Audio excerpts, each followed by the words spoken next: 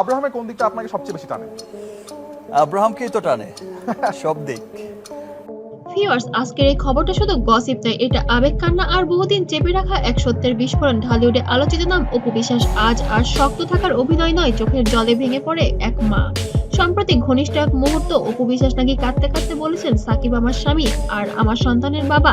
এই একটি বাক্য মুহূর্তে তোলপাড় ফেলেছে পুরো সোশ্যাল মিডিয়া। ভক্তদের প্রশ্ন হলো, তাহলে এতদিন যে নীরবতা, এতদিনের লড়াই সব কিসের জন্য? অপু বিশ্বাসের কাছে মানুষেরা বলছেন এটা আমার ব্যাপার, এটা একান্ত আমার পরিবার।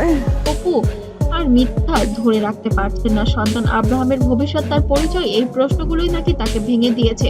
একসময় যাকে নিয়ে অপু কথা বলতে খুব মেপে ঝুঁকে বলতেন, আর সেই সাকিব খানকে সরাসরি স্বামী বলে স্বীকার করলেন তিনি। ঘনিষ্ঠ সূত্র জানায়, কথা বলতে বলতে হঠাৎ আবেগে ভেঙে পড়েন অপু। চোখে পানি, কণ্ঠ কাঁপছে। আমি একা লড়েছি, সন্তানের জন্য লড়েছি, কিন্তু সত্য তো সত্যই। এদিকে সাকিব খান, তিনিও নাকি এখনো আগের মতো কঠিন নন।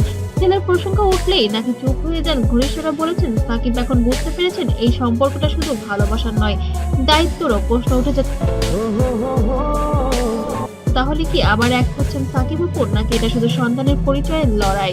অপু বিশ্বাসের এক আত্মীয় নাকি বলেছেন, অপু এখন আর কিছু চায় না, শুধু চায় তাদের সন্তান যেন বাবার পরিচয়ে বড় হয় এবং সাকিব খান যেন অস্বীকার না করে। শুধু এতটুকুই ছিল ঢালিউড কুইন।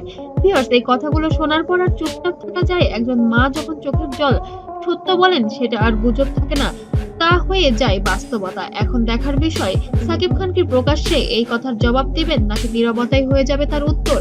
আপনার কি মনে হয় অপু বিশ্বাস কি ঠিক কথাই বলেছেন? সাকিব খানের কি এখন দায়িত্ব নেওয়া উচিত? কমেন্টে আপনার মতামত জানান। ভিডিও ভালো লাগলে অবশ্যই লাইক দিন, আর এমন এক্সক্লুসিভ ভাইরাল আপডেট পেতে অবশ্যই আমার চ্যানেলটিকে সাবস্ক্রাইব করতে ভুলবেন না। আর যদি আপনারা আমার পেজ থেকে দেখে থাকেন, অবশ্যই পেজে ফলো দিতেও যেন ভুলবেন না।